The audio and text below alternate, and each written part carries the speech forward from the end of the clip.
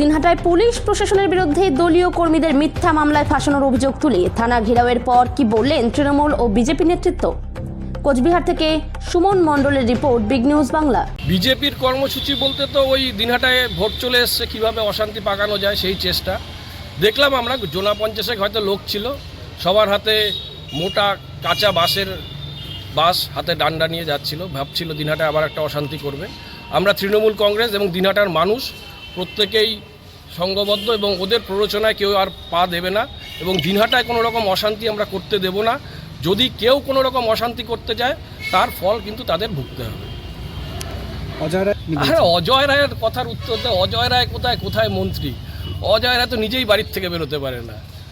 এখন সিকিউরিটি পেয়েছে দুটো সিকিউরিটি নিয়ে মাঝে মাঝে বার হয়। ওকে আমরা নেতা হিসাবে মানি না। ওরা হলো জমির দালাল, আর হচ্ছে ওরা দুনিয়ার কোথায় অসামাজিক কাজ আছে, কোথায় গাঁজার ব্যবসা, এই সমস্ত ব্যবসার সঙ্গে ওরা যুক্ত। ওদেরকে আমরা নেতা বলে মানি না।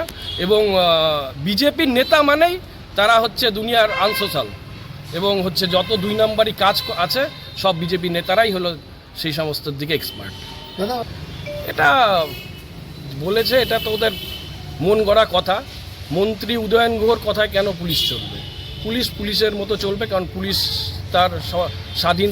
তারা যেভাবে খুশি, তারা সরকারি কর্মচারী, তারা প্রশাসনের দিকটা যেভাবে দেখার তারা দেখবে। তার সঙ্গে উদয়ন গুহর কোনো সম্পর্ক নেই। দেখুন, দিনহাটায় একনায়কতন্ত্র চলছে, থানায় বসে লিস্ট হচ্ছে কাকে কোন দিন ধরা হবে। এইরকম অবস্থায় চলে গেছে দিনহাটা। ভারতীয় জনতা পার্টির আপনারা জানেন এর আগেও 2জন মণ্ডল সভাপতি সুশান্ত দাস এবং কৃষ্ণ বর্মনকে পুলিশ অ্যারেস্ট করে গাঁজা কেসে জেলে ভরিয়ে দিয়েছে এবং পরবর্তীতে আমাদের বিধানসভার যে কনভেনার প্রাক্তন মণ্ডল সভাপতি বিদ্যুৎ কমল সরকার ওরফে বাপি, তাকেও একই রকম কায়দায় মিথ্যা মামলায় তাকে জেলে ভরেছে। ওকে ওর বাড়ির সামনে তুলে নিয়ে গিয়ে পুলিশ সিটায় থানায় রেখেছে। এরকম আমরা জানতে পেরেছি। বিভিন্ন সময় বিভিন্ন ক্ষেত্রে বিভিন্ন থানা স্থানান্তরিত করে পরের দিন কোর্টে হাজির করে এবং আজকে এরা জেলের গারদে আছে। এরা শেষ, এদের পরিবার শেষ। এই করেই বিজেপিকে ধ্বংস করার একটা চক্র চালাচ্ছে। আমরা মনে করি এটাতে বিজেপি আরও শক্তিশালী হচ্ছে। সাধারণ মানুষ দেখছে এই একনায়কতন্ত্র যেটা চলছে, একনায়কতন্ত্রের অবসান হবেই, এইটুকু আমার বিশ্বাস। কারণ হিটলারও ছিল একনায়কতন্ত্র, হিটলারের পতন হয়েছে। এখানে উত্তরবঙ্গ উন্নয়ন মন্ত্রীরও পতন অবশ্যম্ভাবী। যা অবস্থা চলছে, 42 লক্ষ ভোটে আমরা পশ্চিমবঙ্গে গত নির্বাচনে হেরেছিলাম। অলরেডি এসআইআরে 58 লক্ষ মৃত ভোটারেরই শুধু নাম বাদ গেছে। এবার বুঝতে পারুন 16 লক্ষ ভোটে এমনি নির্বাচনের আগে পিছিয়ে আছে। কি হবে আগামীতে সেটা তখন মানুষ দেখবে। মানুষ বিজেপিকে সরকারে আনার জন্য, স্বচ্ছ সরকার উপহার দেওয়ার জন্য মানুষ এগিয়ে আছে। আমরা মানুষের প্রতি দায়বদ্ধ।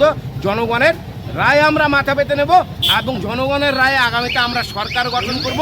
সেই সরকার স্বচ্ছ, নিরপেক্ষ এবং গণতন্ত্রপন্থী সরকার।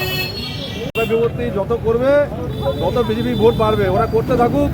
আর আমাদের কর্মীকে যত ওরা জেলে ঢোকাবে, আমরা কর্মী তৈরি করি, নেতা তৈরি করি, এই পার্টি তৈরি করে, কোনো লাভ হবে না। আগামী নির্বাচনে দেখতে পারবেন এই তৃণমূল এই দিনহাটা থেকে সাফ হয়ে যাবে।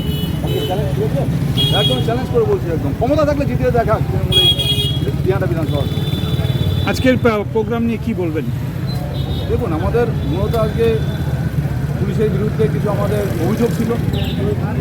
দীর্ঘদিন ধরে আমাদের ভারতীয় জনতা পার্টি যারা কার্যকর্তা এবং মণ্ডল সভাপতি থেকে শুরু করে বিধানসভার কনভেনার, মিথ্যে মামলা তাদেরকে ফাঁসানো হচ্ছে, কেস দেওয়া হচ্ছে। এই মুহূর্তে দিনহাটায় তৃণমূলের পায়ের তলার মাটি নেই। তারা ভাবছে ভারতীয় জনতা পার্টির যারা লিডার আছে, যারা কর্মী আছে, তাদেরকে হয়তো জেলে ঢুকালে তারা জয়লাভ করবে। দিনহাটার মানুষ অত্যন্ত রাজনৈতিক সচেতন মানুষ, আর আমরাও রাস্তায় আছি।